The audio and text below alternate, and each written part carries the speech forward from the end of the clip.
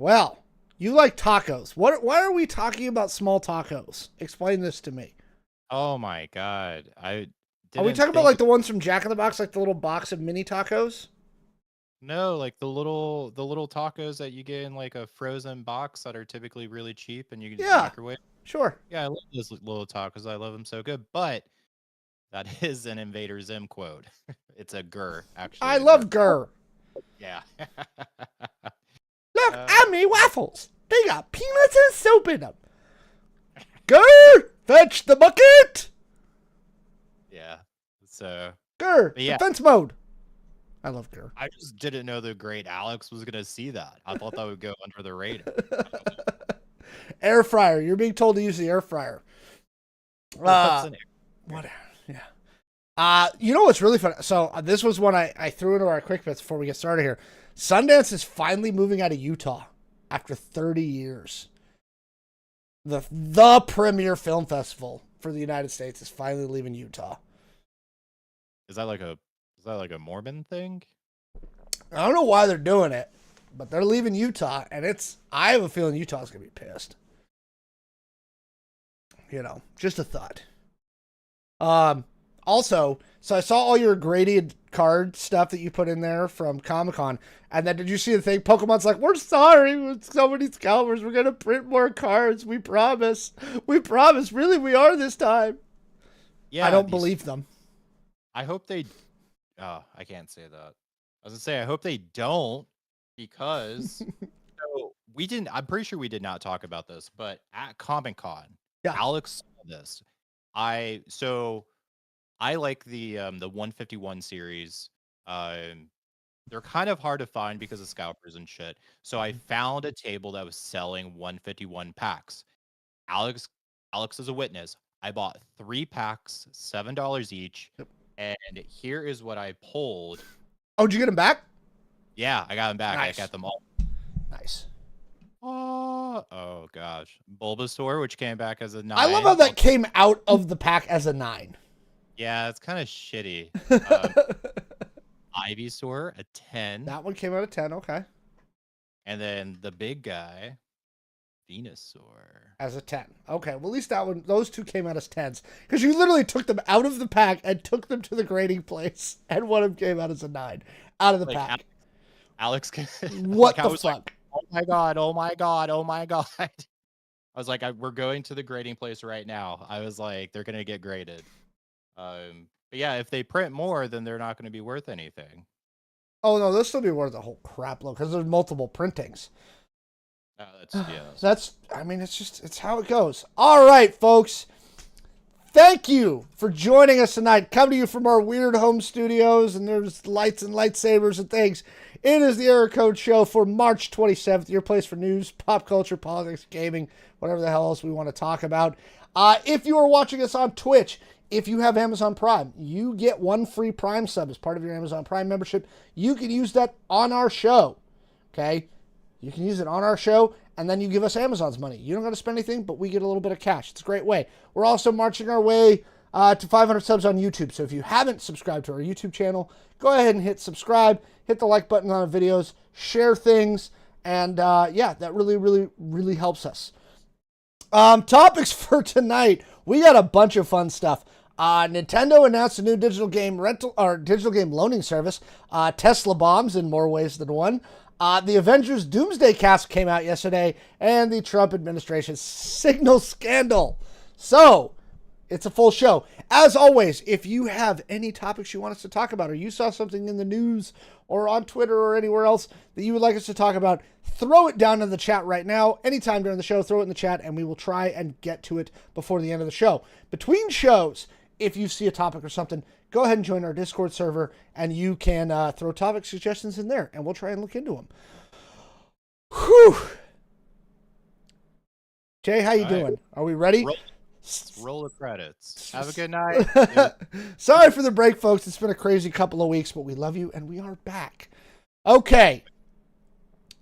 So with that, we're going to jump into our first segment tonight. So one of the things that I loved as a child, and one of the great things of Video Games Pass, was the ability to just loan your games to your friends. This was a huge point of contention back in 2013 with the PS4 and the Xbox One. When Microsoft started restricting loaning physical games, Sony doubled down with the infamous how to loan games to your friends commercial and won E3 that year and arguably that entire console generation with their policies. Nintendo in that time has maintained being able to loan physical copies of the Switch game, so you can just take the little cartridge out and hand it to your friends. But now they've unveiled a new method of loaning digital downloads to your friends. The new virtual game card system was unveiled today at the Nintendo Direct, and it looks honestly amazing. Simple, easy to use, great for that. Do we think this is the wave of the future? Steam kind of lets you do it now, but only with families. It's still pretty restricted. Is Nintendo going to be able to set a new standard for video games? Jay, what do you think? Yes. Yes. No, I mean, roll credits. This is roll the credits. We're done here. No, this is it is pretty cool because I mean, obviously, unless you're like a Gen Zer, right? Like we all grew up, just trading games all the time. So, it's gonna be pretty interesting to see what happens with this. But I think overall, like this is a pretty good thing. Is there like any sort of like fees associated with like no? Nothing. Okay. So here's how it works. Much like loaning a physical game. If I loan you the physical game, I don't have access to it, right? Because I've loaned you the cartridge. Very similar thing. During the process of loaning, you have to be connected to the internet. What I do is I've downloaded a digital game like Mario Kart or Zelda, right? I'm going to load it to my friend Jay. What I do is I eject that virtual game from my system via the internet, and I say, okay, I'm loaning this to my friend Jay. Jay then inserts it in their virtual system, in their Switch, right? And then they can play it for as long as they want, right? And when they're done, they eject it out of their virtual system and give it back to me. So again, you can only play one copy at a time, right? But again, that's no different than if I lended you a Super Nintendo game, right? So I don't see that as being a major downside to this. I saw some people being like, well, that card is, I can't play at the same time. No. If I loan you a physical copy of my game, I don't have it to play. So I don't see a problem with, okay, I bought Animal Crossing. I'm done playing it for right now. I'm going to loan it to Jay. And while I've got it loaned to Jay, I can't play it. Now, some people are going to argue this is going to decrease. Honestly, I think this is going to help their revenue. I think this is going to help them across the board. Don't you? Yeah. It'll definitely like give people the chance to try games before they buy it. Like if I'm like, hey, Alex, you need to play this, and you're like, I don't really know. I can lend it to you. You can try it for a couple of weekends, give it back, and then buy it. Right there. Yeah. I think that's the bet that Nintendo's making. Yeah. Right? Hey, give this game a shot, and after a couple of weeks, I loan it back to you, and I'm like, you know what? Yeah, I'm going to buy my own copy so we can play at the same time. Chat's asking, how long do I think so someone hacks their way around it? With digital rights management, they've gotten pretty good about that. I don't think it's going to be any more common than hacking games and ROMs is now. I don't think this increases that significantly. The fact of the matter is that most consumers don't pirate things. Yeah. Right? Most consumers don't want to go through the hassle of trying to figure out which pirating site and where to go and what to do and all that stuff. Yeah. So I don't see this being a situation where people really want to go through the hassle. Do you? I mean, no, not really. And like a thing is like, if someone really, really, really wants to hack something, they're gonna fucking do it. But I think we're kind of past like the LimeWire era, right? Where like everyone was doing it. Yeah. I don't know. I just feel like no one's doing it anymore. I don't know. Maybe I just got old. I don't know. I'll be honest. I think that's probably the case. I was just, wow, that's damn. Yeah. I don't see anything. I think that this is a good thing, and honestly, I would like to see more game companies start to do it. I would like to see Sony do it. I would like to see Microsoft do it. I would like to see all these guys go to a point where they're just like, look, if I want to loan virtually, especially when we're getting rid of physical media, right? Like, let's face it. I bought Assassin's Creed Shadows the other day, and I didn't buy the physical copy. I went and just downloaded it on my PS5. Most of my games I don't own physical copies for. My Steam stuff, obviously, I have no physical copies of anything on my PC. So, again, I think this is beneficial to the entire industry. Yeah, hopefully. Um, I'd give credit to Nintendo. While they don't do it with like graphics stuff, in a lot of ways, Nintendo is big on innovation. Like they really do innovate still in the video game space in really positive ways. So, anyway, what do you all think about this new thing that Nintendo's announced for the Switch? Would you be willing to loan your digital games to your friends? Do you think this is a good thing? Does it help the industry? Does it hurt it? Let us know what you think down in the comments below. I like the idea. I don't care what anybody says. As long as like you can't lose games anymore. I don't. You know. Yeah. I mean, that's always. Yeah, I mean the whole ownership versus like long term leasing of fucking digital products, I think is still a problem. But again, I see this as a benefit. You know, somebody's talking about your surface defects and misalignments that lower the grade. You know what? One. Don't give us crappy products. What is? Oh, is that when you came straight out of the pack, or did you already have that one? 6.5. What the fuck? What the fuck? Meanwhile, I've had this card for probably, I don't know, 28 years or some shit. Probably fucking from 1996, probably. Look at that, 7.5. 7.5. Had it for like 28 years. Fresh out of the pack. Sent it straight off to grading 6.5. What's going on? What's going on with that? I'll be honest. I don't know. I don't know. I don't know. I don't know. I sent all my Pokemon cards off from like my childhood. Well, like my favorite ones off to get graded. And now you're gonna have to do valuations and stuff like that and decide whether you're willing to sell them. That's the tricky part. I mean, I have a stack that I'm selling, but then I have a stack that like I'll never sell. Like that Charizard, I'm never going to sell. I've had it forever. There's just cards that I have like emotional attachments to, and if I've held on to a card for 25, 26 years, like I'm not going to let it go. I'm sorry. It's tough. All right. Let's move on to our next topic tonight. Jay, take us away. I love Tesla. Yeah, our favorite thing to set on fire and blow up. Obviously, we all know about it now, but shares of Tesla are down 28% year to date. The worst loss of any company listed on the NASDAQ, 3 times the loss year to date. This is the 9th straight weekly loss of Tesla. And why? Let's break this down. One, there's more competition in the market, right? So China has released a lot of big news with their electric cars that's actually kind of outperforming Tesla right now. And I want to come back to those, but let's talk about the American ones even. Hyundai's got a whole line of them. Yeah.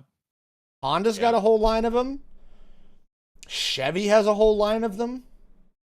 Yeah. And I mean, it was like the cool thing. That's the thing that really kind of makes me mad about Tesla, because Tesla like kind of made electric cars cool. before Tesla, no one wanted an electric car. They were stupid. They were lame. Tesla came out. I still didn't really like them when they came out, but a lot of people were like, wow, this is cool. Let's care about the environment. And yeah, we can get into the whole lithium mines like destroying the world anyways, but uh overall though, it was positive. But then Elon Musk went fucking crazy and now they're not cool anymore. So but yeah, some other reasons, simply the CEO is distracted. So when you have a CEO that's distracted like Elon Musk, like investors don't really like that. There, They want a CEO that's there and focused on the company. I'm kind of waiting for the board to remove him. Oh yeah. I'm Oh I'm half waiting for the board to remove Elon because again, between Doge, SpaceX, everything else, he has a fiduciary responsibility to the shareholders, right? This is law, this is just stuff.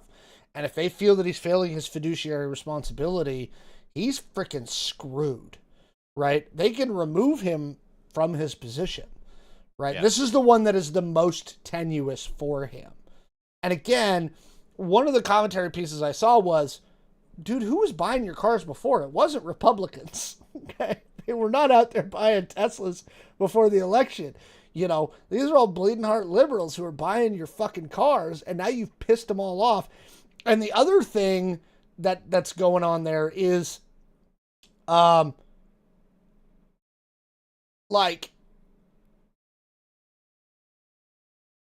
like your product line is stale. You're not coming out with new styles of cars fast enough. Can Yeah, the board because remove? I'm gonna say real quick, the fucking Cybertruck is not a style. It's not a fucking style. So bad. They've had to recall it again. They recalled Oh yeah. 80,000 more. Somebody in the chat asked, can the board remove him? Yes, because Tesla is publicly traded.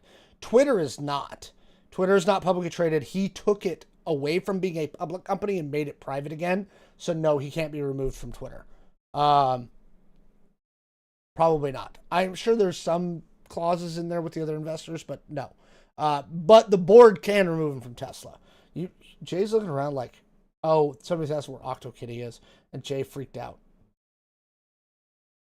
There you go. It's fine. It's fine. We can resume the podcast now.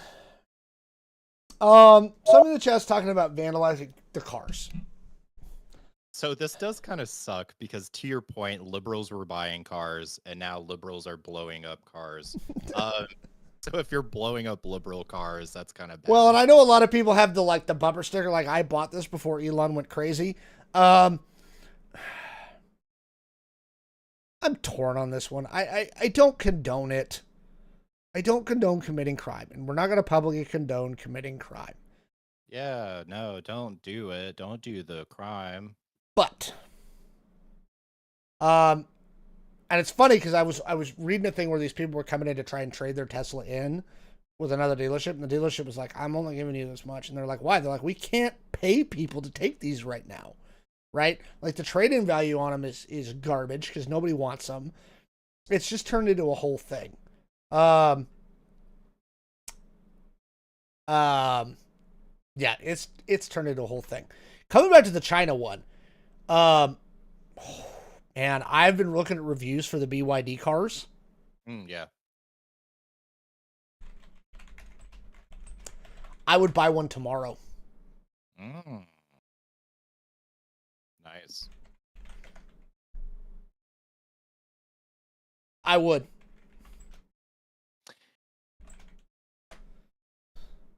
I'm trying to look because there's a reason they can't sell them in the United States.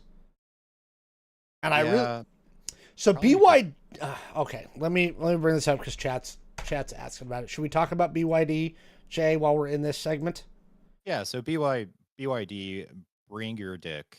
That's what I'm for. It's called Build Your Dream, and BYD makes EVs in China. And not only do they make EVs, they make like really, really, really good EVs in China. And they're dirt cheap. I mean, dirt cheap. They're a third of the price They're really well designed. Again, I would buy one tomorrow. And apparently they can charge in the time it takes you to get your gas. Hang on, let me look that up. While you look that up, something that is kind of interesting here, Tesla China sales cratered 49%, while the overall market in China actually grew by 85%. So people in China are no longer buying Teslas, and they're buying cars like build your dream. The cheapest BYD is $11,000. Oh my god, that's so outrageous. 11 grand. Um, yeah, $11,000 is the cheapest BYD. Yeah, that's good. They've got some beautiful, beautiful cars. There you go. They've got SUVs. They've got a little bit of everything. Do they have an SUV? They do have an SUV. That one right there. If Pretty you can sick. see it. Yes, they do have an SUV. It's right there. They're $31,000 in Australia. Shit.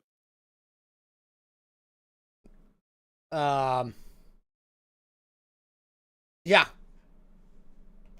If we could buy BYDs in the United States, I'd buy one tomorrow. Yeah, which is it's not going to happen while Doge is in power. It's not even just Doge. I mean, even before Trump, we were hyper protectionist about the auto industry. We have been for a long time. Today got worse because now we've got a, what's it called? We got a 25% tariff coming in on all foreign made cars Holy shit. today. Holy shit. I am so happy I have my Subi now. The auto industry is about to get into some trouble. It's got some problems. Are they dirt cheap because they're innovating because they low pay their workers? Both. I mean, the honest answer to that question is both. Yeah. They really are innovating. They have the manufacturing base that we just don't have anymore. And yeah, their workers work 6 days a week and make $18 a day. I don't even think they get paid in like actual money. I think they get paid in like Octo Kitties. In OctoKitties. You know, and it is an issue when you're talking about trade with China. Is yes, China has a distinct underclass that is paid squat. I mean squat. Especially compared to U.S. Auto workers. But they are dirt cheap. And again, if we were not so hyper protectionist about our auto industry,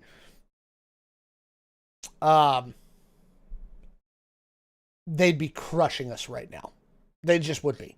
If we could buy BYD cars from China, it would be the number one selling car in America, full stop, especially if what they're saying is true. And you could do a 330-mile charge in 4 minutes. What's the current exchange rate for OctoKitties on the dollar? It costs $5,000 for one OctoKitty. Yeah, it's because you can't buy them anymore. So the market, like whatever Octo Kitties are in the market right now, that's all that's left. That's it. That's it. More Short of getting rid of Elon, is there any way for Tesla to recover? Oh God, no. Then absolutely not. Because You've like got you some mentioned, good stats in here too. Read off your Germany ones here too. yeah. So let's see here. Germany sales take 76% as a European nation's EV market expanded to 31%.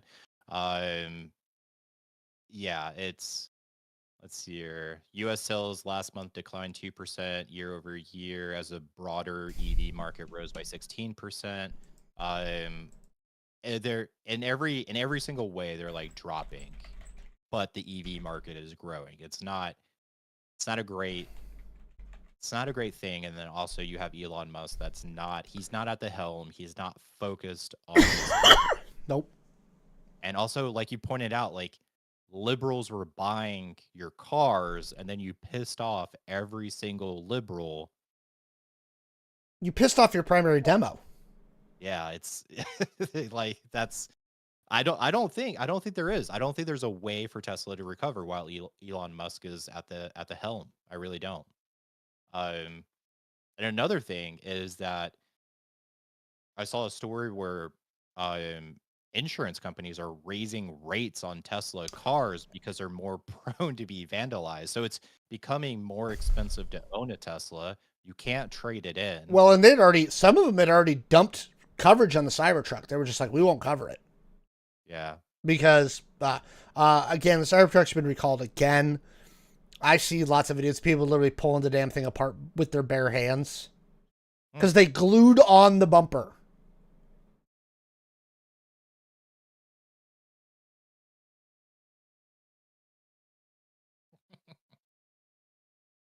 They glued on the bumper. What size socket do I need to get off the bumper?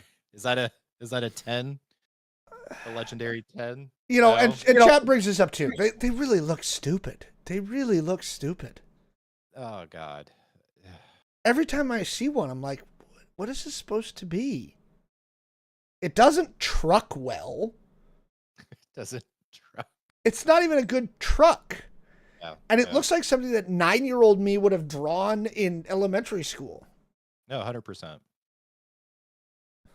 Yeah. Chad saying, I'd love to see some statistics before and after his pop-up card show. I don't think it's going to help. Again, you're not going to get rural Republicans to buy Teslas because they're just not useful fucking vehicles for them. You know. He's just... it's stupid. I would not be surprised. Somebody asked about another one. You got to remember, you got Rivian came into the market, right? There are other all EV companies coming. Again, Rivian, which I actually think the Rivian looks better. So it does look better. It does look better. I do agree with you. However, don't like the Rivian, and I know this is going to sound really, really stupid as I sit with 55 graded Pokemon cards over here from my childhood. I always thought the Rivian looked like a silly little Pokemon, and not in a good way. The new SUV looks pretty cool. I have not seen this actually. Whatever happened to Elio? I honestly don't know. I don't know. Look, it's a truck. That was a truck. That was a real truck. Yeah, it's a real truck. Like, I've seen them floating around in the area. Again, they look better to me than a Cybertruck.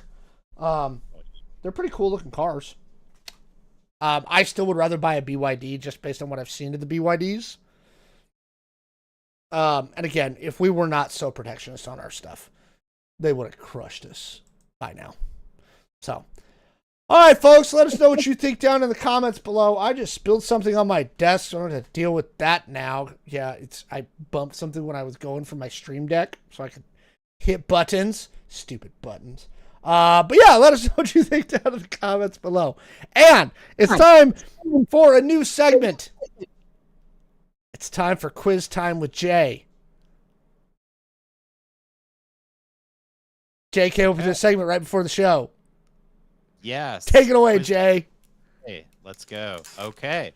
So, we're going to play a little thing of quiz time with Jay. I'm going to quiz you guys. I'm going to play an audio clip here.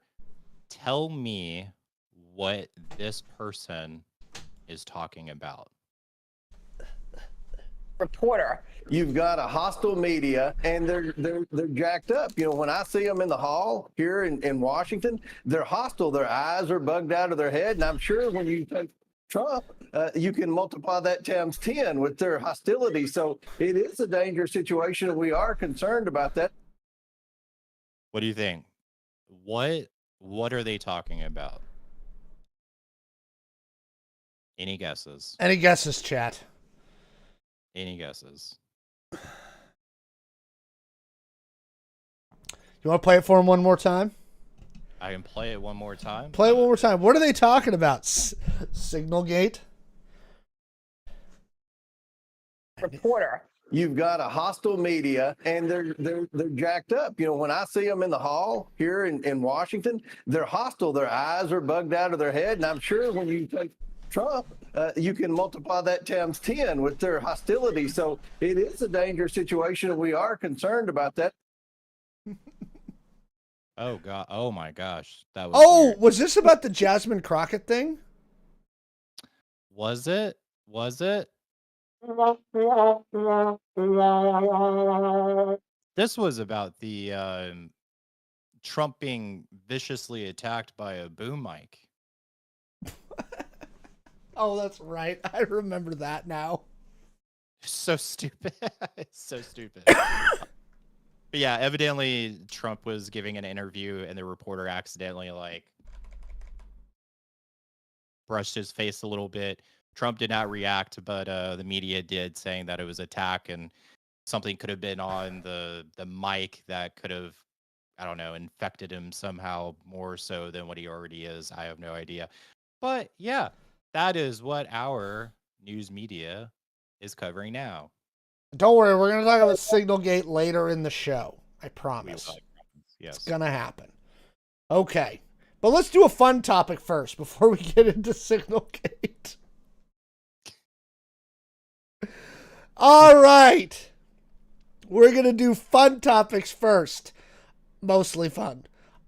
In what can only be considered an absolutely bonehead way of announcing the core Avengers Doomsday Cast, unveiling a new director's chair every 12 minutes with the name of the cast members. What should have been like a 5-minute announcement turned into a boring 5.5-hour event. God. They literally, it was like every 12 minutes we're going to pan to a new chair that's empty with somebody's name in it. Like, I don't know what you were thinking, Feige, but let's move on from that. Regardless, we now have what appears to be the full primary cast for the next Avengers film, and there's some surprises in there, both in who's there and who's been left out. So we're going to talk about the cast announcement and what it makes us think about Avengers Doomsday. Jay, we were talking about this just before the show. What name shocked you the most?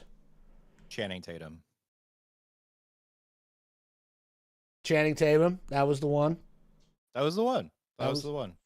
I'll be honest. Because we had seen Channing recently as Gambit, the one that got me was Alan Cummings. Because we have not seen Alan Cumming as Nightcrawler since X2. Oh. Right? And what year was that? What year did X2 release? Oh my God. Oh, it's a segment quiz with Alex now. 2003. 2003 is when X2 came out. So yeah, we're going to go through the whole list here in just a second, right? Again, some of them make sense to me. I'm like, yeah, you need some core OG Avengers, some of the new people that the MCU has, brought in, like Shang-Chi, right?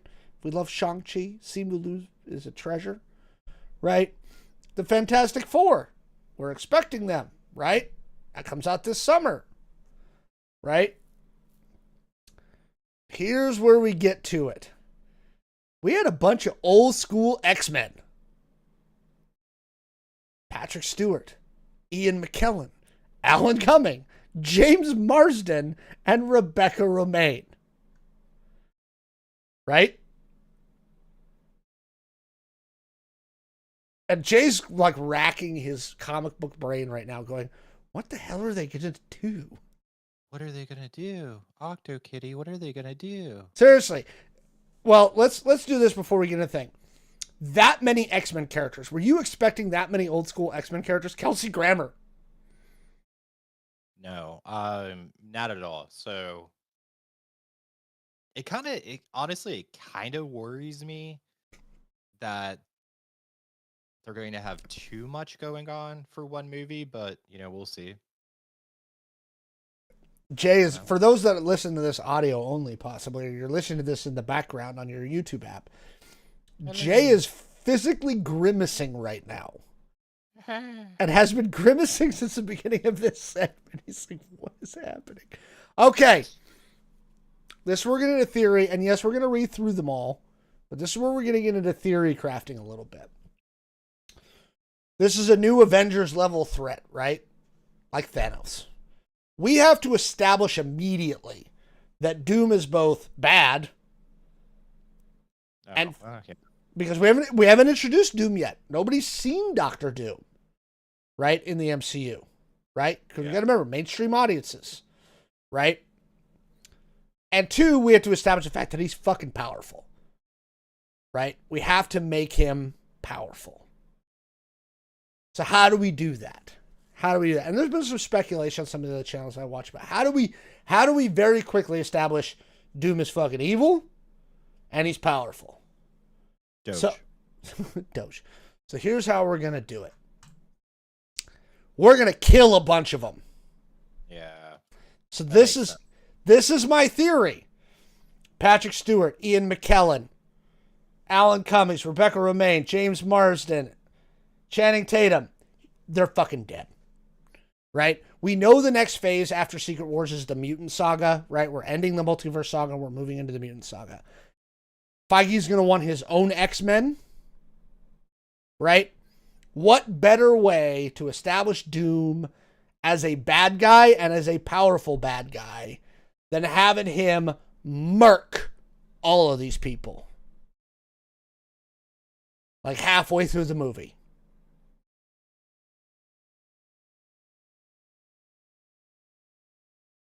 No, yeah. It makes sense, and then it solves my issue of like having too much shit going on. So I did this little thing right before the show, right? And this is the full list, right? Patrick Stewart, Professor X, fucking dead, right? Doom's gonna kill him. Ian McKellen, Magneto, dead. Alan Cumming as Nightcrawler, dead. Rebecca Romaine as Mystique, dead. James Marsden as Cyclops, dead. Channing Tatum as Gambit, dead. Kelsey Grammer as Beast, dead. Right? I think that first 7 that's in that cast list, I think they're fucking dead. By the end of the movie, they're done. Because here's the names that I don't see on this list lead me to believe I think I know what's going to happen in Secret Wars. Right? And let's see if Jay agrees with me by the end of this. So we bring Doom in. He kills all these people during the cause of the incursion, right? We've talked about incursions in the MCU. We talked about it in Doctor Strange and the Multiverse of Madness, right? And then at the end of the Marvels, Monica Rambeau ends up over in the X-Men universe. All right, so I think Chris Hemsworth is in there. He's part of the cast. I think he lives. I don't think they're going to kill off Thor. Vanessa Kirby is Sue Storm. She's not dying, right?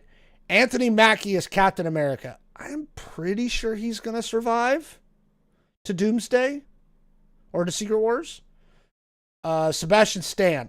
I don't see him killing Bucky. Tell me, Jay, jump in here anytime you disagree. I don't know. I could see Bucky dying. Okay. Letitia Wright as our new Black Panther. This is the closest to a 50-50 that I've got. I think it, and you'll notice on my list, I put him as 51%. Right? That's because I think she lives, but I'm not sure. So I'm edging over to lives, but I could be convinced the other way. Paul Rudd is Ant-Man. I think he's dead. I think they're gonna kill off Ant-Man. After how bad Ant-Man 3 was, Paul Rudd's getting up there in age, even though he looks like he's still 29. I think they kill Ant-Man, and I think that has emotional weight for the audience. Yeah, I agree. Wyatt Russell is Dime Store Captain America / U.S. Agent. I think he lives. He does have the super soldier serum now. He is a super soldier. Oh, yeah. Yeah. Okay. Tenoch Huerta Mejia. That's our new Namor. I think he lives. Right? I don't think they're going to kill off Namor yet. I don't think they're done. Ebon Moss-Baccarat, that's our new thing. He's not going to die. Simu Liu, Shang-Chi, he's not going to die. No. Florence Pugh as Yelena. This one I wrote as a tough call. I don't know. I just don't know.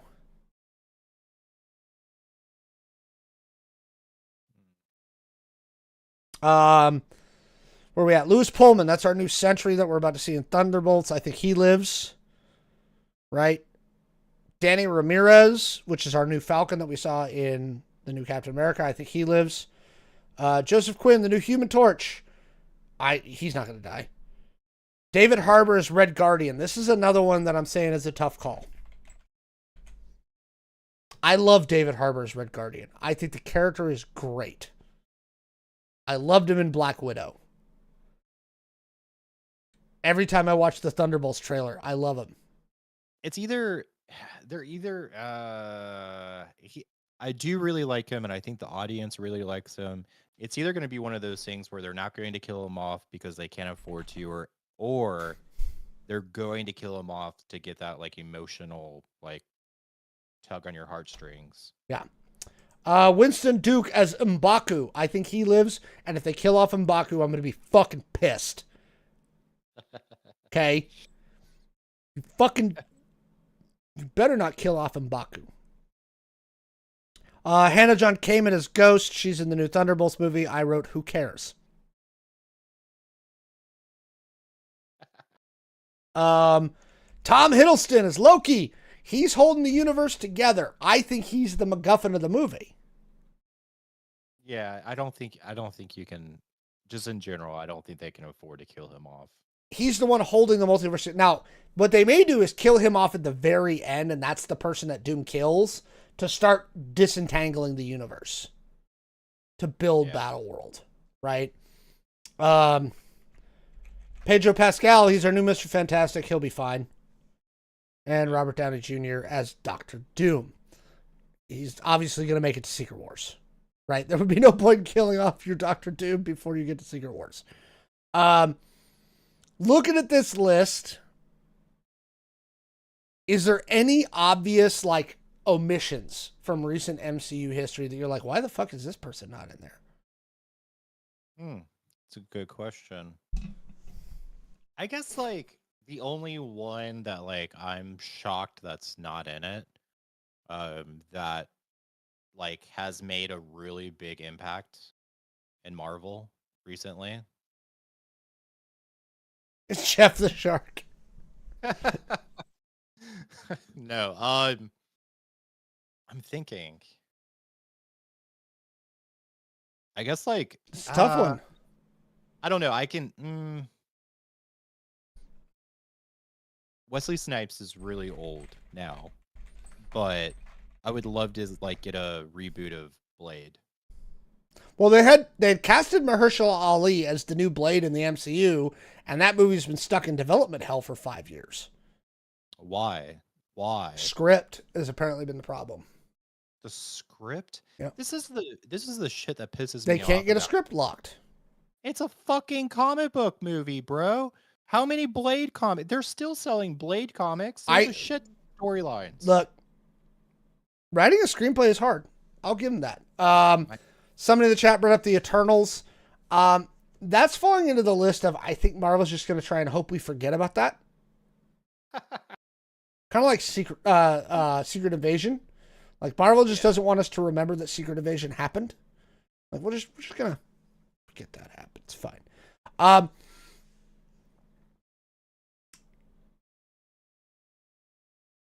So the omissions on this list, this is what it makes me believe. Because the ones that strike me as odd, right? Given what they've done in the MCU in recent years. The number one on the list that I went, huh?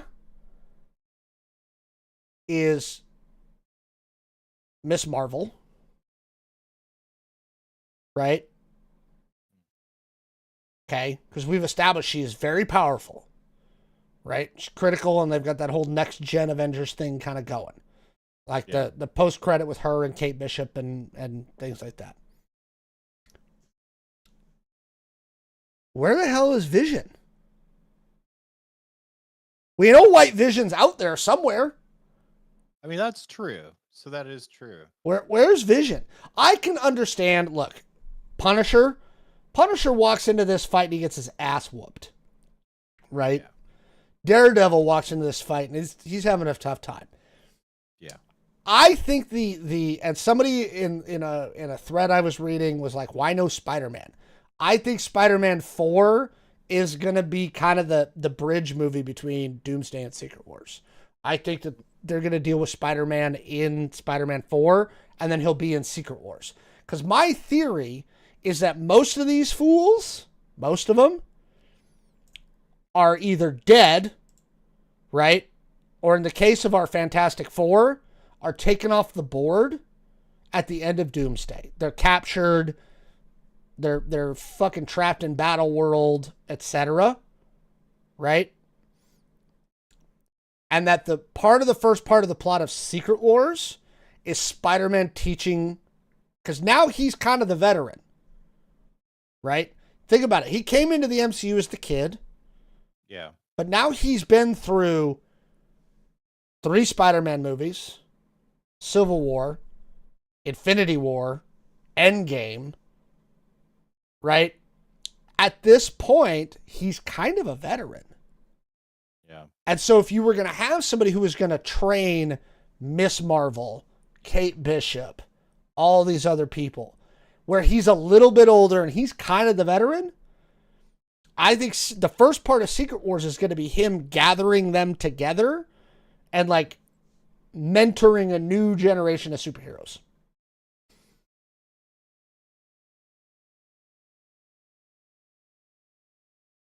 Yeah.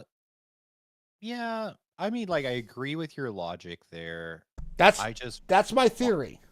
I want it to be like old beer belly Peter Parker dad from Across the Spider-Verse. I love that character. I love it. So that's my theory as to what they're doing. And I think that we're going to get our new stuff. The other one that strikes me as weird is Hulk. We have no Hulk. Where the fuck did the Hulk go? Oh, yeah, Ant-Man. Yeah, we'll talk about that in a sec. Where's our Hulk at? Right?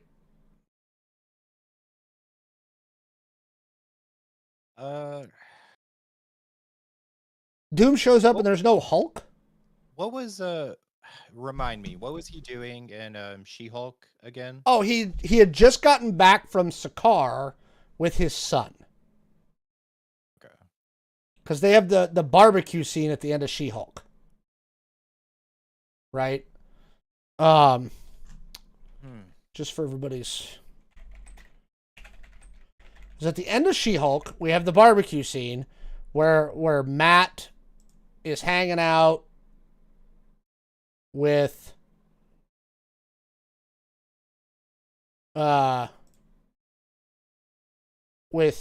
Jen's family, right?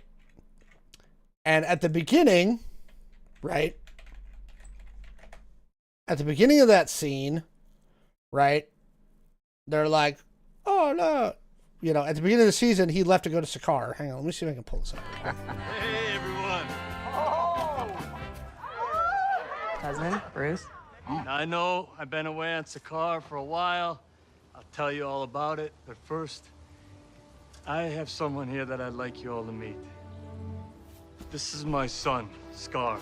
I know. Wow, you're family.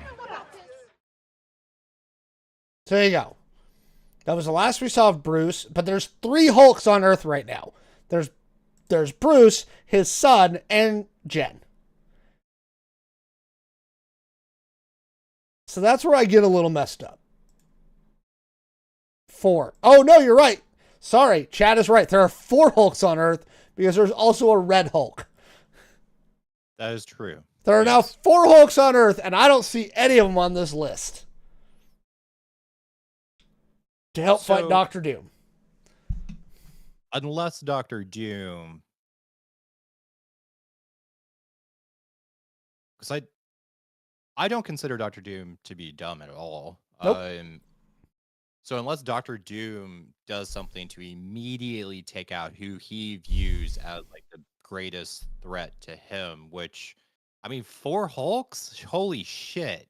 Like honestly, the only way you're gonna like take on 4 Hulks at one time is like a Thanos snap. Like that's not you can't fight 4 Hulks.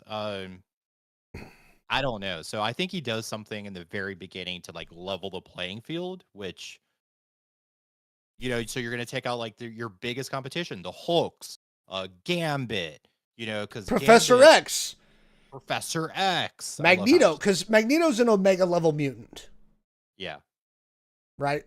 So if we're talking about an incursion and the worlds are smashing together, right? So here's my theory. Doctor Doom is the one causing the incursion, right?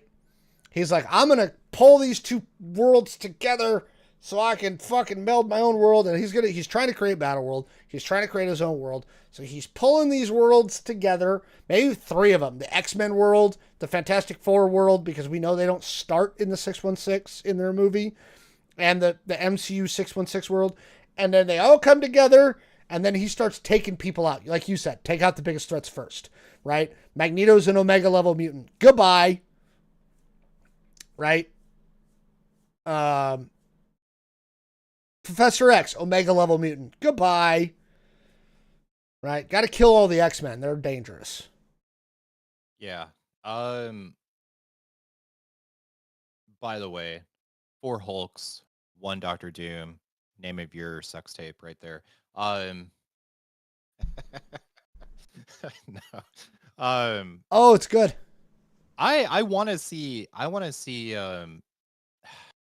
this is just me. Okay, growing up, I grew up with the animated series, the X-Men. Ba-da-da-da-doo-doo-doo. Ba-da-da-da-doo-doo-doo. My favorite character was Gambit. I Mine wanna see too. I have the original Gambit limited edition on this shelf shit. right in there somewhere. Okay, somewhere. The 4-episode one where he goes back and he's married to the head of the Assassin's Guild. Yes, yes. I think I actually have that as well. I have that limited series. Yeah. I don't know. I want to see more Gambit, but Here's the thing. It's a weird list. I think they want their own set of X-Men. I think they're bringing these guys in to kill them off and do some cool fights. I think we're going to get some awesome battle scenes.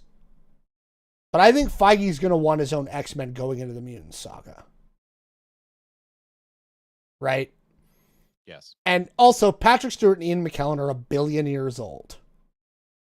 You're not going to go into the Mutant Saga with Patrick Stewart and Ian McKellen in the positions of Professor X and Magneto. They're just too old because you're not going to get them for another 5 years. 5 to 7 years. They don't have that in them. Quite frankly, I'm surprised they're back for this. I love Gambit, but against Doom. Did you watch the new X-Men one where he takes out that Sentinel? Chat? Yeah. Yeah, but God, that was so good. When he takes out the Sentinel that stabs him. It's So good. by himself, which this is my thing about the X-Men. It's not like, yeah, you have the Wolverine. But typically it's all about them having to work together to take someone down. So like Gambit by himself is not much of a threat.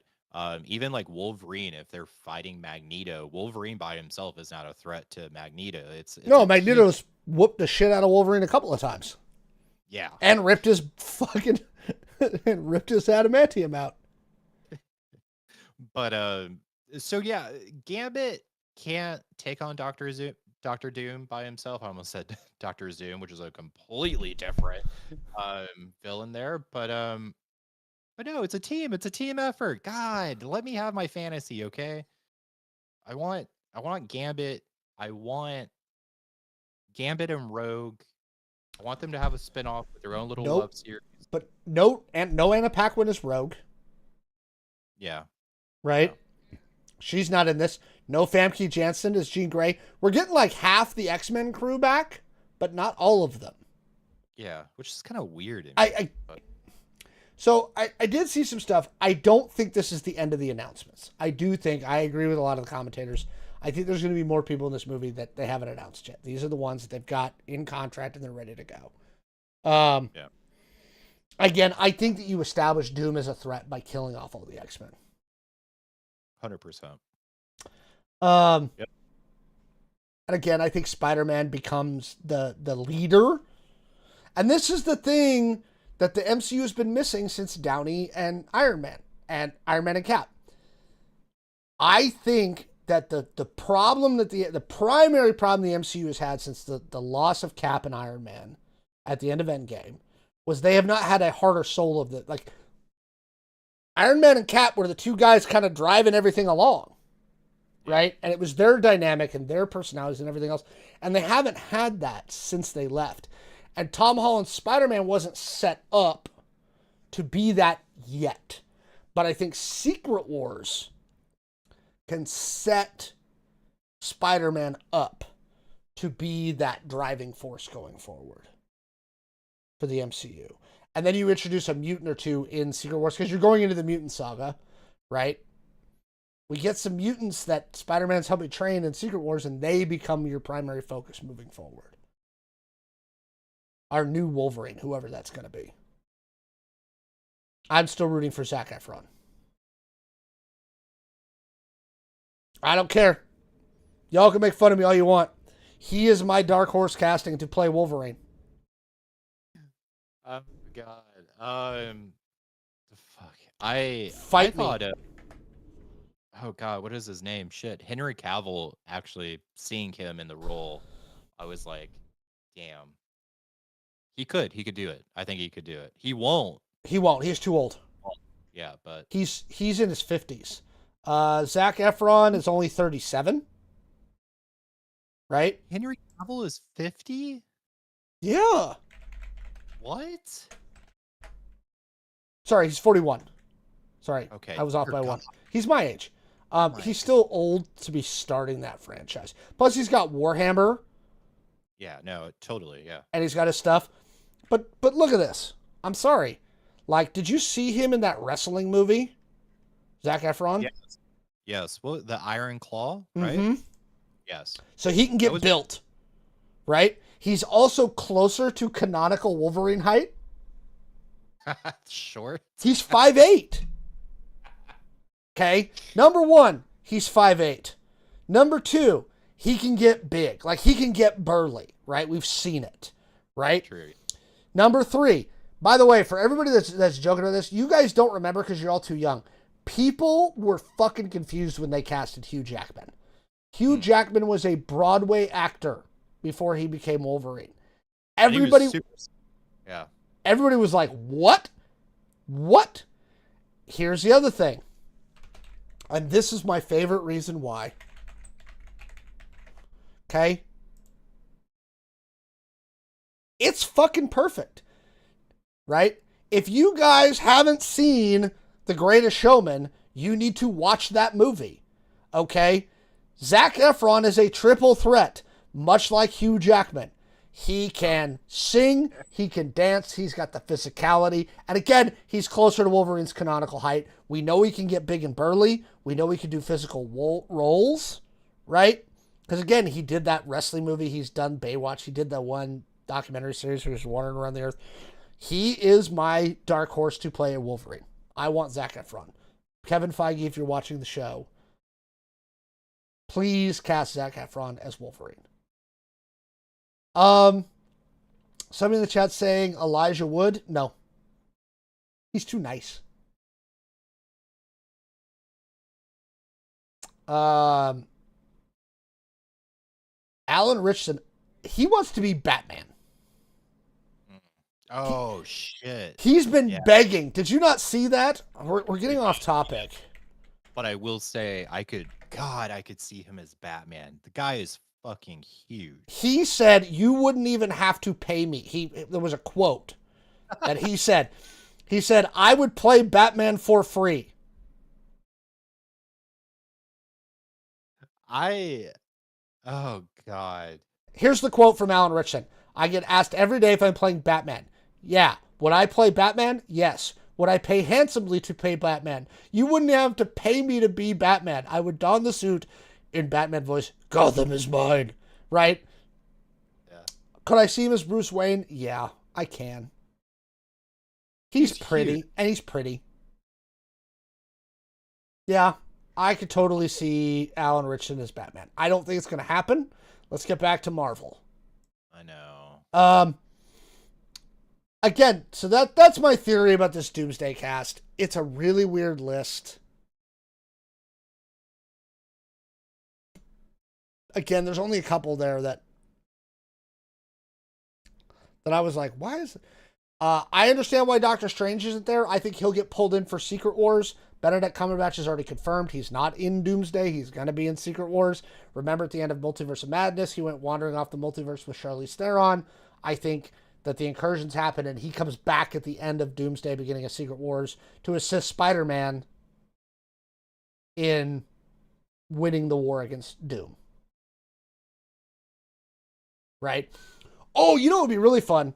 To riff off this idea. Spider-Man's training the new thing. We all know Doom hates the Fantastic Four, right? Yeah. So he's captured the Fantastic Four and he's taken them off the board, right? And they're in different locations around Battleworld, right? So what Spider-Man's got to do is he's got to lead his team of brand new kitty heroes like Miss Marvel, Kate Bishop, etc. Somebody brought it up in the chat. Ant-Man's daughter, right? We take all of them, and they've got to go rescue all the members of the Fantastic Four so that they can actually fight Doom. This sounds like the plot of a video game. It sounds like the plot of a comic book, probably 7 comic books that we've read. Probably. Right. Yeah, I could see that. Last casting name to be dropped as summer blockbuster season approaches. In Doomsday, I don't think they're going to drop anymore. They're in production now. That was the other reason they did the announcement yesterday. Is production, like not pre-production. The script is locked for Doomsday and Secret Wars. It's done, right? Their scripts are locked and they're greenlit. Production has officially started. They're filming. That's the other reason I think Spider-Man's not there is I think he's because he's doing the Chris Nolan one right now. He's filming the Odyssey right this second. And he goes to the Spider-Man 4 later this summer. God, jeez. I don't think we're going to get any more casting names. Do you? Nope. I think this is it. I'm going to be really curious to see the post-credit scenes in Thunderbolts and Fantastic Four now. 100%, yes. Because that's going to set everything up. Set everything up. Unless they do... Something somebody else brought up. Star-Lord. Where the fuck did... So, again, key ones that we're missing, and I'm curious how they're going to take him out, how Doom's going to take him off the board. Star-Lord is on Earth. Yes. He's chilling with Grandpa.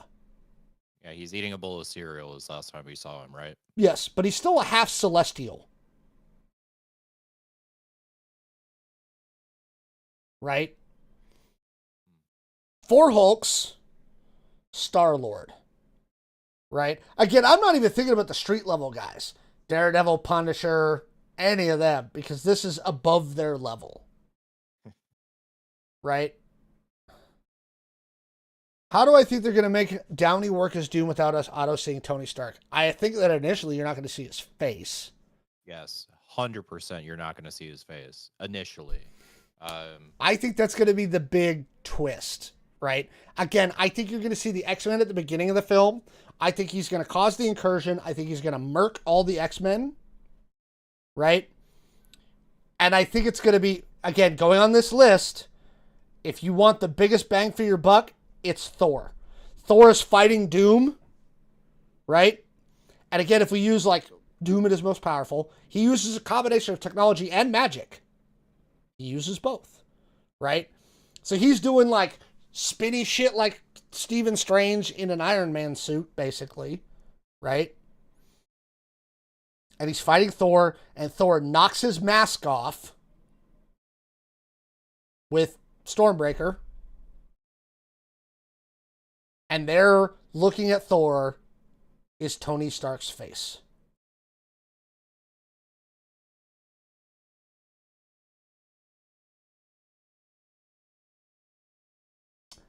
That would be better if they hadn't already told us. The only reason I think they told us is I don't think they thought they could keep it secret. I think I think they thought there was no way on the planet it wouldn't leak. Yep. Look at the Andrew and Toby shit from Spider-Man. That shit leaked.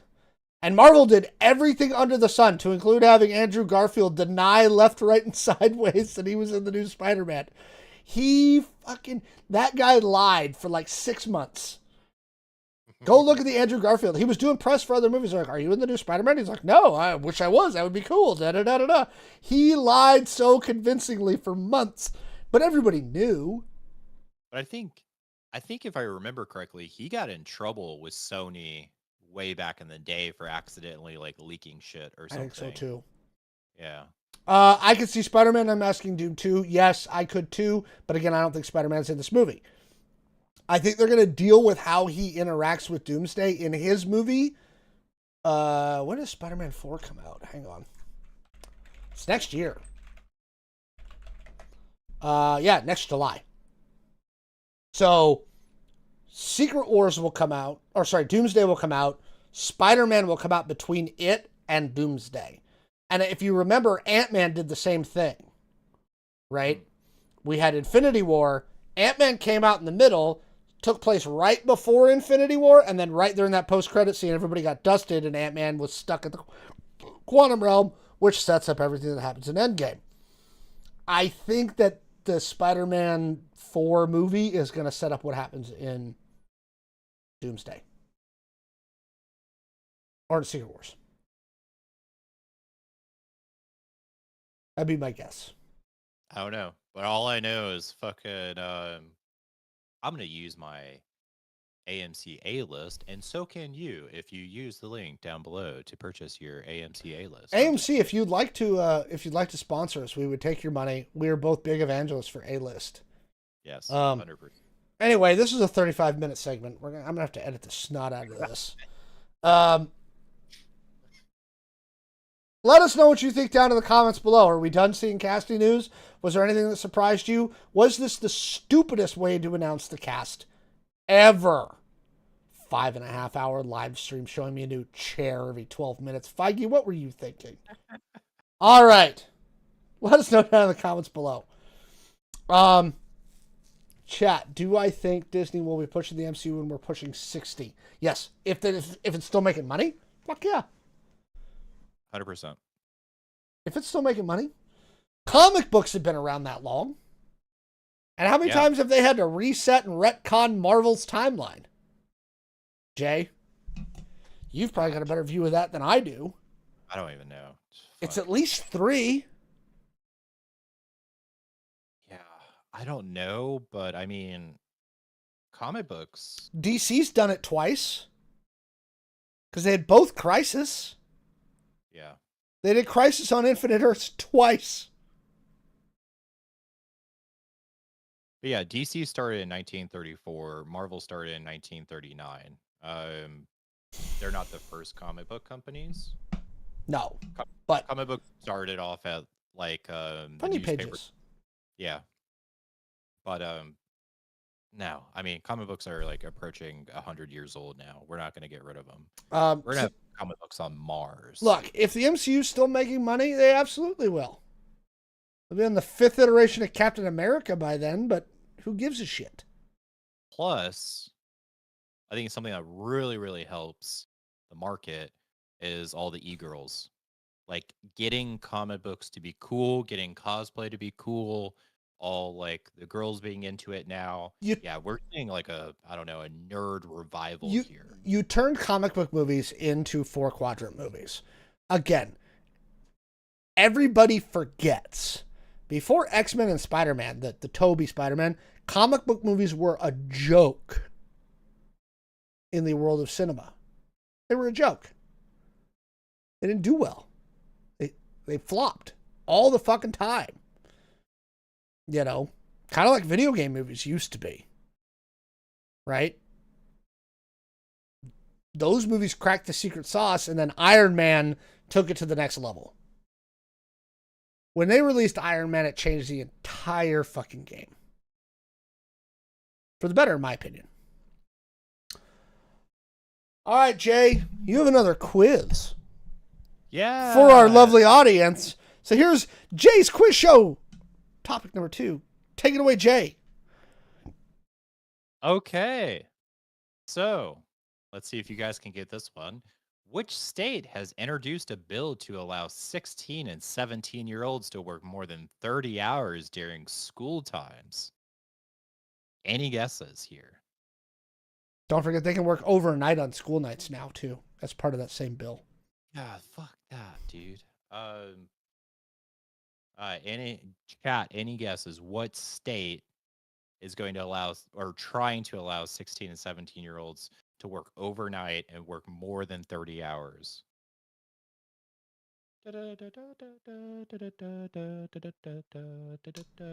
Arkansas, that's a really good guess. That is a good... It's a good guess in that they already did it. Oh shit, I did not know that. Yeah, that's already passed in Arkansas. Really? There's another state that's doing it now, too. Damn. Okay. Jay, tell the people what they won.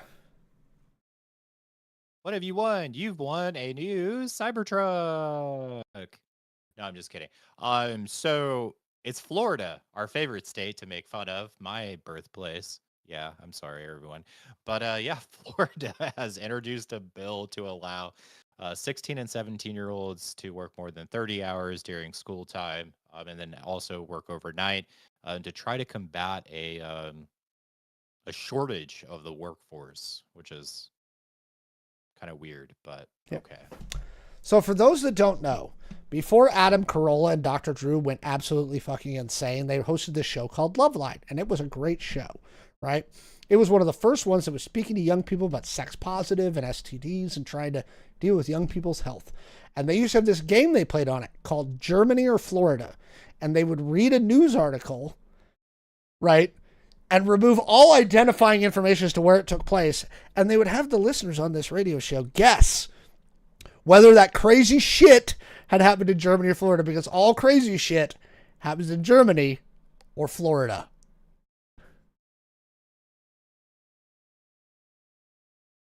Yeah, I mean, someone literally tried to rob a drive-through Wendy's with an alligator. Like, that's not a joke. That's a legit thing. The guy said, like, he went through the drive-through, said, "Give me all your money." They said, "What the fuck are you going to do?" And then he threw an alligator through the drive-through window. So there's actually a comedian that does a really great skit about that, and it was like, he said, "How the fuck is Portland's motto, keep Portland weird when you know that Florida exists?" And then he was like, "I was in Florida and saw like a headline that said, man tries to rob a Wendy's with an alligator." And he was like with an alligator, like he's your friend and he's gonna help bag the money, or with an alligator as like a weapon. And honestly, I still don't know. And it could be either. I think it's like a little bit of both. But if you wake up in the morning and you're like, "My life sucks, I need to make more money. I'm not going to go job searching today. I'm going to go outside and grab an alligator," you might be in Florida. Just saying. You might be. All right. This was another requested topic in our Discord. It was already in there, but this is a requested topic in the Discord. By the way, chat, before we jump into this last topic, I think this is it's one of our last planned topics. If you've got anything you saw in the news anywhere else that you would like us to talk about, go ahead and throw it in the chat. We'll try and get to it at the end of the show. I'm willing to go a little bit longer tonight because we skipped out on you guys last week. But, Jay, our next topic is you, buddy. Take it away. Yeah. War Pigs. I wish we could play that music, but we can't because we'd probably get like a lot in trouble. But so yes, you guys have requested, and so shall it be. So talking about the really weird text group link or leak, I just like want to go through the list of events here because this shit is kind of weird. Uh, so Trump officials accidentally added the editor-in-chief of the Atlantic magazine to a text group discussing attack plans for his strike in Yemen. The Trump officials said this was a lie, or maybe it wasn't classified, or maybe it wasn't a big deal. So then the Atlantic showed the text. They produced the receipts. And then the Trump officials said they weren't war plans, then tried to discredit the reporter. The Atlantic rescinded the statement saying there were, quote, attack plans, not war plans. Um, and Yeah, this is and then also like the Trump administration like declared that a win. They were like, haha, look, we fucking did it. We won. They admitted that they were stupid. The entire story was another hoax written by a Trump hater who is also well known for his sensationalist spin. That is a freaking quote right there. Now I'm not. I'm not really like versed in military shit. No matter how many comic books I read, I'm still not very versed in it.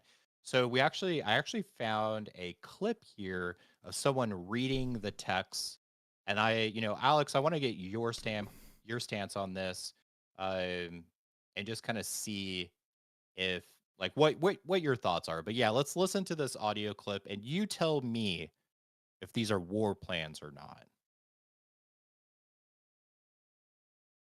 And I will rain down an ungodly fucking firestorm upon you. You're gonna have to call the fucking United Nations and get a fucking binding resolution to keep me from fucking destroying you. Scorched earth, motherfucker! I will massacre you! I will fuck you up! Yeah. So again, Alex, what are your thoughts here? I'm not very like well versed in any of this, but I know that you are. So did that sound like war plans to you? So again, for those that don't know, that's from Tropic Thunder. It's a wonderful clip of Tom Cruise doing that. So, ironically enough, I am very well versed in this because specifically I was trained to put together fucking strike packages and do targeting, including platform assessment, collateral damage estimation, and everything else in between. This is literally what I did. I went to a special school, a couple of them, to do this, right? Wow. I did this. Yeah, they were attack plans. Here's the deal. If I would have, in an unclassified text chain, put in timelines and platforms, which is specifically what's in that text chain, because yes, the Atlantic editor-in-chief released the text messages. If I would have put platforms and timelines and BDA into an unclassified text chain, not only would I have lost my security clearance, I would have been prosecuted. Right? Full stop. Right? What they did was definitively against the law. My favorite pieces of this, and sometimes this is where I get mad at our Senate because there's just not enough military people at times. Tulsi Gabbard, when she's being pressed by the Senate, they're like, even if it's not classified, this would be controlled, unclassified information, right? Well, there's a CUI policy, right? It's not classified, but it's controlled information. We don't want it getting out. It's OPSEC. And they were like, have you read the DoD CUI policy? And Tulsi Gabbard says no. Now, if anybody in that chamber had recently been in the military, they would have went, stop. Director Gabbard, you were just a lieutenant colonel in the United States Army before assuming this post. You commanded units. So either you signed training records while you were a commander in the United States Army, lying about your people taking the CUI policy, because this is like baseline, every private on up has to be certified that they know this policy. So either you lied there or you're lying to the Senate. Which one is it? Because both of those things can't be true. Okay? You either lied when you certified training records or you're lying now. Because you commanded units in the United States Army, and this is baseline DoD policy. Okay? You know better. All of this is it's classified, especially before the operation. Okay. Yeah. After the fact, you can lower the classification level to CUI and be talking about it with the media. My favorite part was Pete Hegseth was in the air when this all broke. And when he landed, he tried to deny it happened after the White House had confirmed that the text chain was real. He was like, it's not real. The White House already confirmed it was real, dude. Like, he was like, he made it up. No, the White House already confirmed this is real. We know this. To the comment in the chat, I wonder what Hillary thinks about this. She did tweet about it, right? And her tweet was a quote tweet, and it was like, you've got to be fucking kidding me, or something to that effect. Right?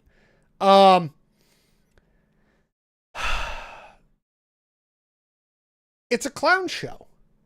I mean, that's all I can say about it. Again, I was specifically trained to do this. This is all, yes, it's classified. PDA is classified. Timelines, platforms, and strike packages are classified information, especially before the operation happens, right? It just is. Like, I don't, it doesn't break it down any simpler than this. It was classified. Yes, multiple fighter pilots and stuff. Like, what are you talking about? MAGA World has come up with all manner of cope about this one.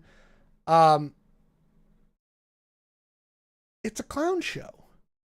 Yeah. That's all it is. Okay. And here's the problem with the clown show. And this is where I'm going to get serious for a minute. Right now, we don't know where 4 U.S. Army soldiers are. They are missing in Lithuania. They've been missing since Wednesday morning in Germany, Lithuania, German time. Okay? Right on the border with Belarus, which for those that don't know is not exactly on our Christmas card list. Okay? And yes, during a press briefing, Trump apparently had no idea they were missing. The commander-in-chief was unaware that 4 of his soldiers were missing. It's been all over the news for a couple of days, chat. It's initially they were like, they're dead, and then they're like, no, they're not actually dead. We don't know where they are. You have 4 missing troops in Eastern Europe right now. 4. And you've got a director of national intelligence who's full of crap. One way or another, Tulsi Gabbard's full of crap. There's no excuse for what she said to the Senate. You have a Secretary of Defense who did not command anything bigger than a platoon. Right? Running the entire Department of Defense. And I've got questions. I've had questions about that since the jump. Okay? J.D. Vance is out doing photo ops with the Marine Corps.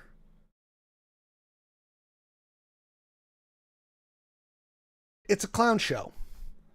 And right now there are 4 3rd Infantry Division soldiers missing in Eastern Europe. Their vehicle that they were driving was found submerged in a bog. Right? So the vehicle is submerged in like a weird swampy bog. But what's funny is there's no soldiers there.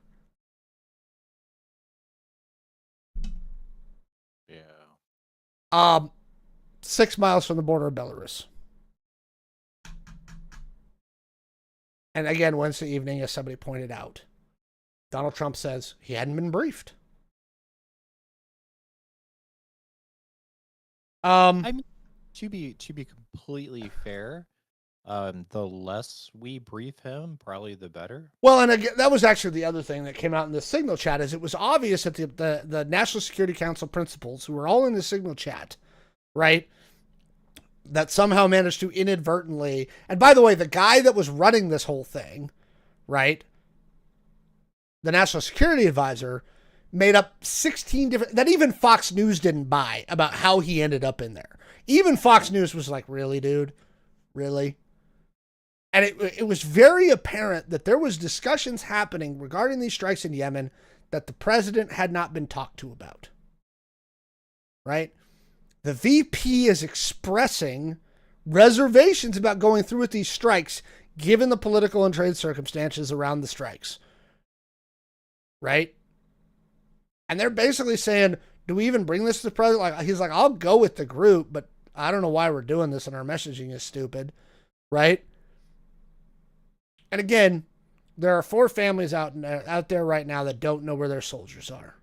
They're missing in Eastern Europe in a former Soviet state, 6 miles from a Russian puppet country.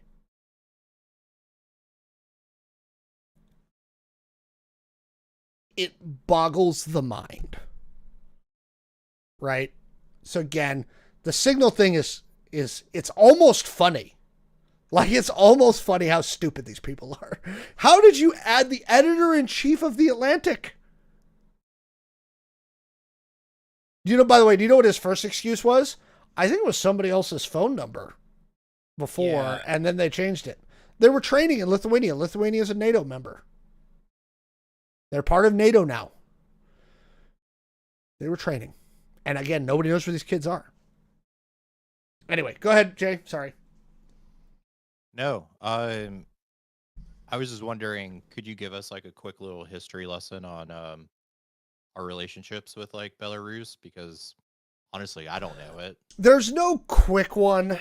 Belarus is a former Soviet bloc state. Their current president is a guy named Alexander Lukashenko, who is a close ally of Putin and basically just does what Putin says. Like, Belarus is ostensibly an independent state, but for all intents and purposes, they're a puppet state for the Russians. They love them. So, again, it's almost funny. Like, this starts as funny until you start thinking about it. And then you're like, oh, we're in trouble. By the way, these people who inadvertently added the editor-in-chief of The Atlantic to their Signal chat, which they're not supposed to be on anyway because it's not a classified secure communications network, they have control of the largest nuclear arsenal on the planet. Can you real quick tell me if this is fact or fiction? Go ahead. In the U.S., the largest, I don't know. Basically, Washington has more nukes in the U.S. than any other location. Is that accurate? I heard that the other day at like a Jack in the Box. Us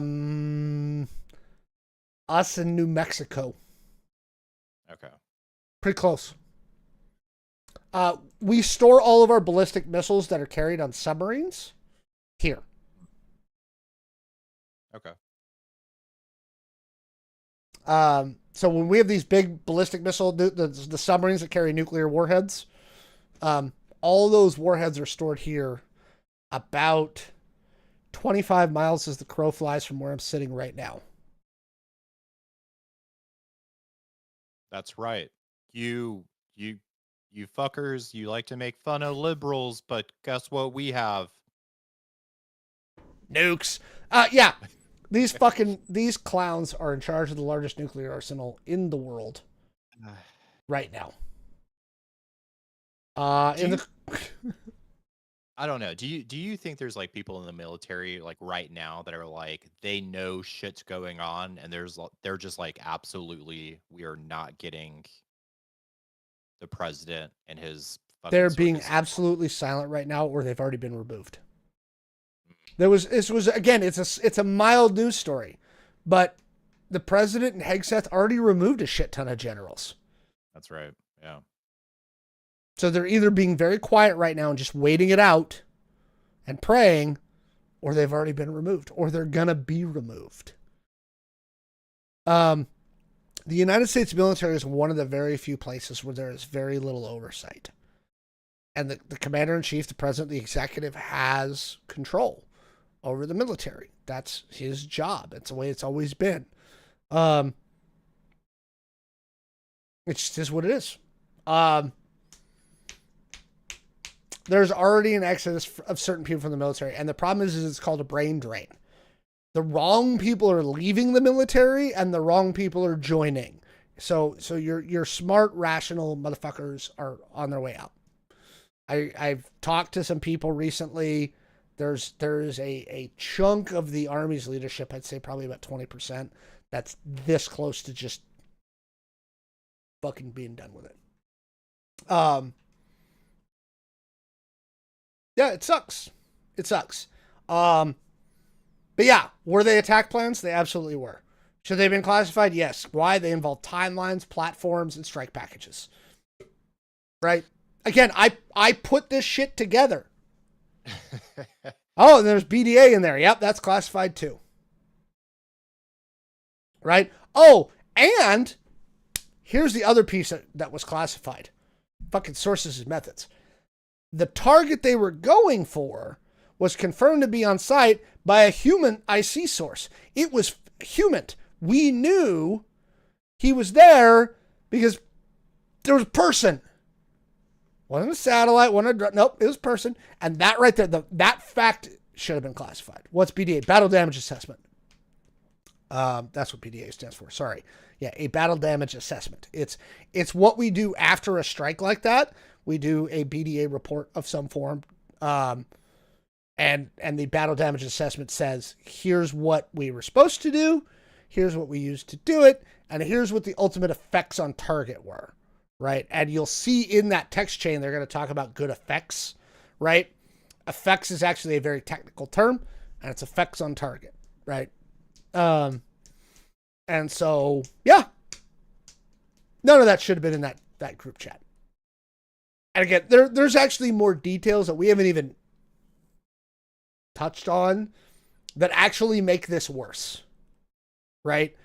But again, to me, the thing that makes me mad is these guys and this clown show is running the show while we have missing people in the field. Yeah.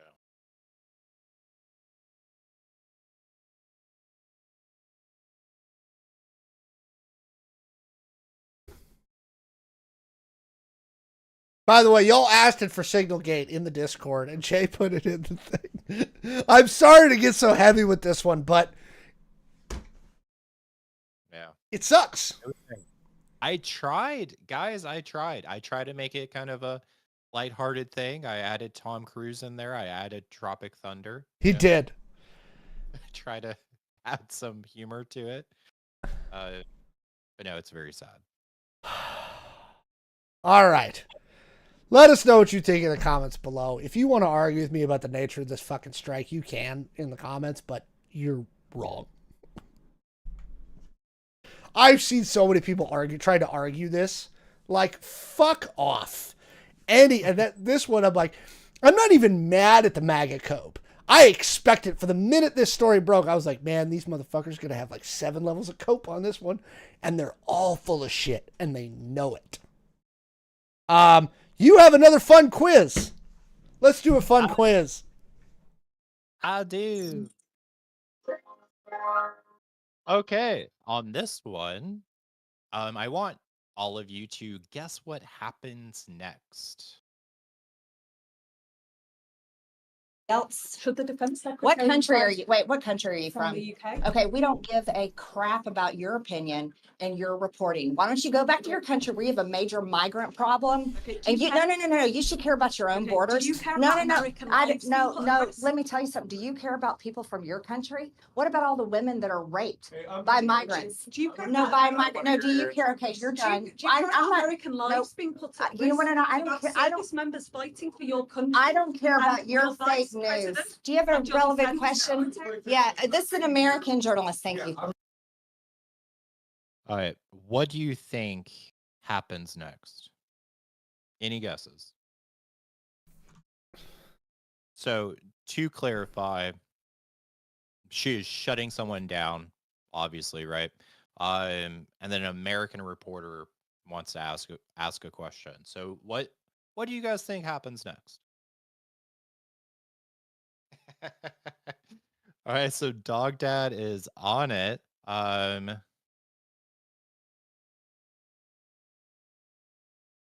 is what happened.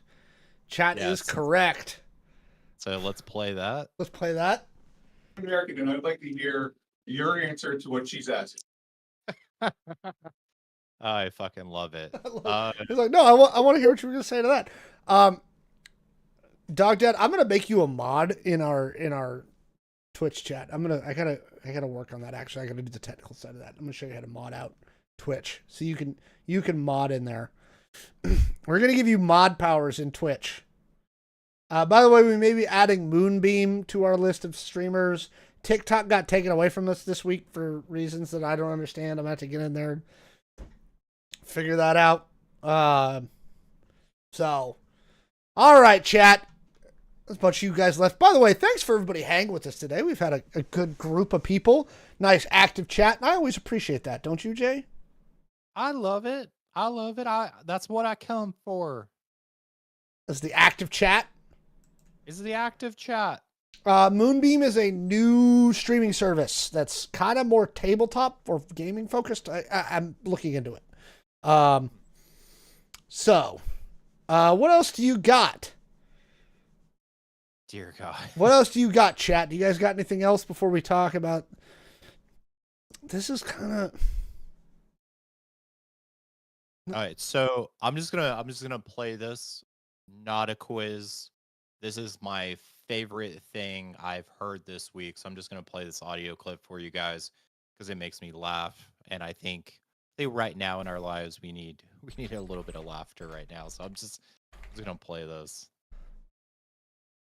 President Trump, getting to talk to you here on Air Force One. I wanted to start with this.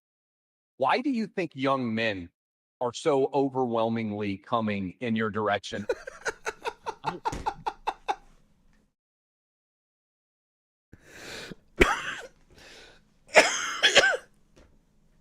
God. They are coming in his direction. I love it. I do too. It's I did all those audio clips I don't know 20 minutes before we went live because it's kind of like what you mentioned, Alex. It's kind of sad that right now our politics, it's 100% a fucking circus out there just ran by a bunch of clowns.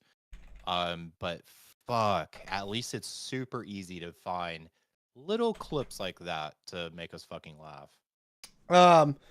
By the way, yeah, do you guys like the audio clips? Let us know. We'll keep this going. I think it's actually a fun little addition. I need to get a soundboard and start doing soundboard stuff. Yeah. I wish you guys could see the screens and how bananas it gets on my side when I'm watching everything. All right, interactive streaming shows like Bandersnatch. I had a chance to fiddle with it a little bit. Bandersnatch was not the first one of those they did, where it's like choose your own adventure streaming show. Hell, that shit goes all the way back to VHS. Right? Like they were doing that back then. Like fast forward to 4 minutes. You mean to tell me like VHS? Like when we had to rewind our VHSs before we returned them to Blockbuster? Yep. They did do a Batman one back in the day. Again, conceptually, I like them. I like the idea. I've never seen it executed I've never seen it executed perfectly and not widely used. I'm not sure whether it's always going to be one of those things that, like it always has been, kind of a novelty. Jay, what do you think? I don't know. Yeah, I don't think I agree. Like, I don't think I've seen it executed very well, to be honest. I don't know. I don't know. I said I'm very torn on it. Again, I think it's a neat concept. I love the idea. and streaming makes it work a lot better. I do want it to work. Yeah. I don't know. I don't know. I like how on your last audio clip somebody actually put in there that Marjorie Taylor Greene would apologize and say she overreacted. That was their guess. Marjorie Taylor Greene is never going to apologize for overreacting ever. Ever. Yeah. Never happening. It would have been a great I don't know, a great thing for our politics right now. Sure. Fucking apologize and be like, I'm sorry. It would be a great thing if we didn't elect people like Marjorie Taylor Greene or Lauren Boebert. By the way, for those that are looking for some hope here, the administration's worried. And you could tell they're worried. Doomsday? No, so Trump withdrew Elise Stefanik from her nomination as UN ambassador. She'd been nominated to be his UN ambassador. He pulled it back today. Oh, shit. He was like, nope, we're going to leave her in Congress because they had a special election in Pennsylvania and they lost. The Republicans did. They have such a narrow majority in the House. She's in New York. Granted, a typically Republican area of New York, but I think they're terrified right now. They do not want to lose anybody else in Congress.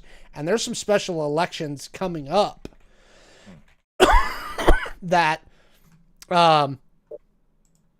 they could lose, and they would lose their majority in the House. There's 3 of them coming, and if they lose all 3,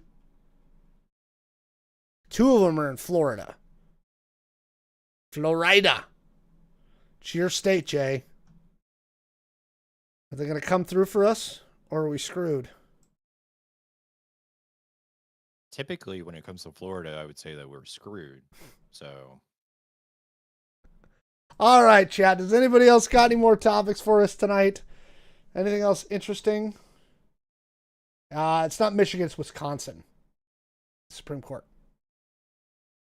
That's the one he's dumped millions into. Yeah, he's doing more of those like, have $1 million for signing our thing. Yeah. Yeah, it's Wisconsin. They're terrified about that. Yeah.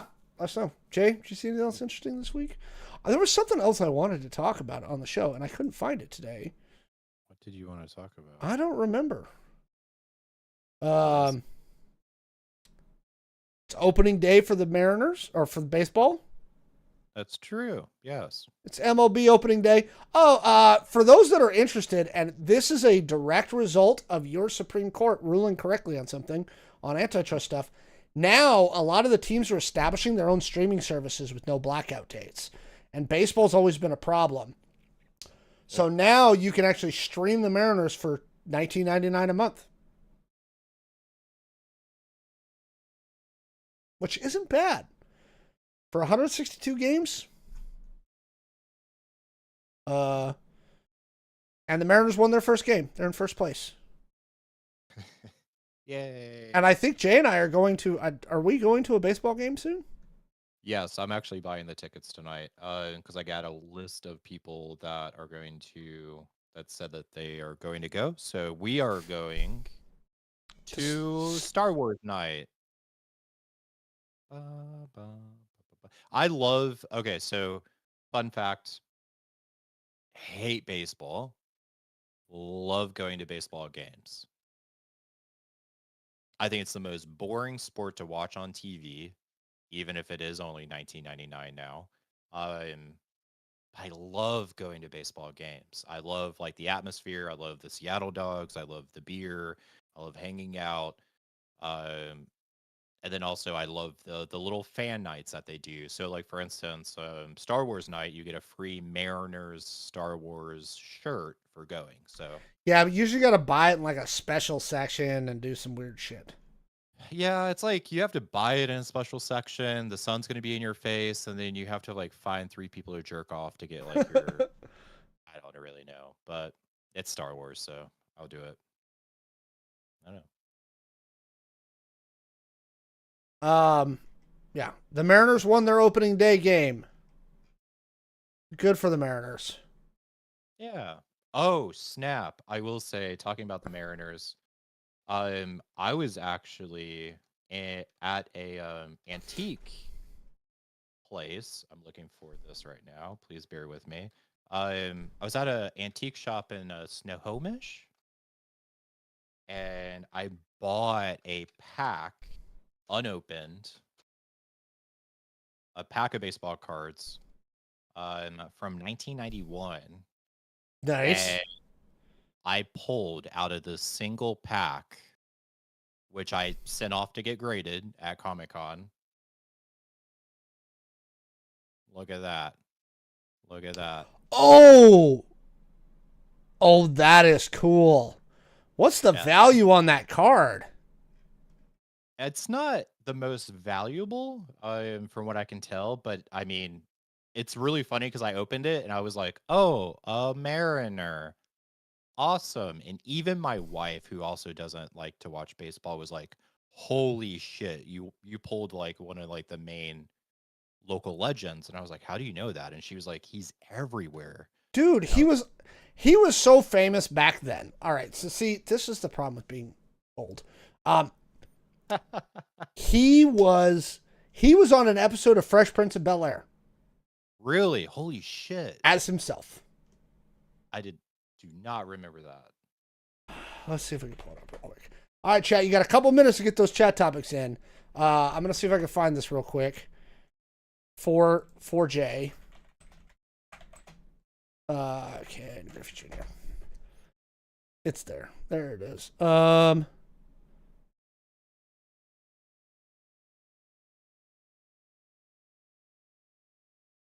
Living with No, I'm not living with opioid addiction. Screw you. I love how we get different ads. Come on, babe. What's the matter? Got a noodle for a dick. There we go. Oh, that's somebody overdubbed that. Trying to see if I can find the right one.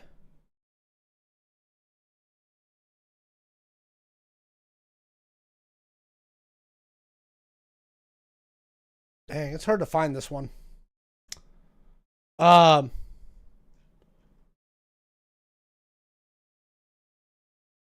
Yeah, anyway, he was on an episode of Fresh Prince of Bel-Air. He was very famous. He was the first. I would argue that he was one of the first superstars from Seattle. Okay. Right? Like, he was a superstar. You know. And again, he was first ballot Hall of Famer. You know, he was one of the greatest players of all time. He was also one of the very rare players that played in that era that was never, ever suspected of using steroids. Wow. Okay. He made it through the steroid era as one of the top players of that era, and everybody was like, no, he was never involved in the steroid shit. Captain America. What's that? He was like Captain America then. Yeah, and he, again, he's loved in this town, right? Safeco was the house that Griffey built. You know, there's a big statue of him at Safeco Field. You know, Shit. You know, and again, he's first ballot Hall of Famer. He's a great player. Yeah, and again, probably the first superstar that Seattle ever had, where it was like national, like, it's Griffey, you know. A lot of people argued he should have been the first unanimous Hall of Fame voter. Didn't Captain America use steroids technically? No, they were Vita Rays. Didn't you watch the movie Vita Rays? It was technically steroids. It was Vita Rays. Performance enhancement drugs, okay? Yeah. Yep. It was PEDs. Good old Captain America. But yeah, no, it kind of sucks for that antique store. I think I paid $3 for the pack, unopened since 1991, and I actually looked it up. You said it's a 1991. It's an upper deck. It's a score. Score. But I think it's like the second most valuable card for that year for score. And this antique store had it, I don't know how long, just chilling in a pack, and they thought, $3 is going to be more valuable than opening the pack, and it's Um, Ken Griffey Jr. 1991 scored PSA. Last auction value. What PSA grade is it? 9.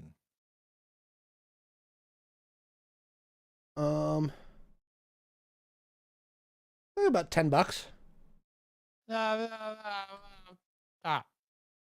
It actually, what's weird is the difference between 9 and 10 is huge. Well, yeah, that's the bad thing about collectors, right? Like, But hey, you're in this population of 100. There's a total of 142 of these that PSA is tracking look, at grade 9, which is not many cards, right? Like, there's just not that many of them. All right, folks. I think that's what we're gonna call the show for tonight. What do you think, Jay? I guess we'll let you go. We'll be back next Thursday, we promise, with more Error Code Show. Don't forget to share us all the places when you go see the stuff. If you missed any portion of the show, check us out on YouTube. Yeah, and again, sharing and like pushing the link really, really helps the show. Okay. Yeah.